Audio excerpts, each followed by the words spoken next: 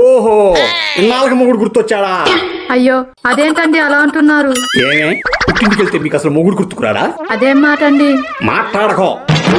అంటే నువ్వు అక్కడ పుట్టింట్లో పట్టపరంగా కూర్చుంటే ఇక్కడ నీ పిల్లలకు పనుల్లో వండి పెట్టాలా? మాట్లాడమేమే. మీరే కదండి మాట్లాడొద్దన్నారు. ఓహో, పుట్టింటి నుంచి వచ్చావు కదూ? ఏమండి? ఏంటే మొగుడు మీద లేని ప్రేమ పుట్టింటోళ్ళ మీద పుట్టుకొస్తుందా? ఆపండి. ఏ ఆడదానికైనా తన పుట్టింటోళ్ళ మీద ప్రేమ ఎప్పటికీ తగ్గదు. కానీ ఎప్పుడైతే మీకు ఇచ్చి పెళ్లి చేస్తారో ఆ క్షణం నుండి తన తల్లిదండ్రుల కంటే ఎక్కువగా ప్రేమిస్తుందండి ఆడది.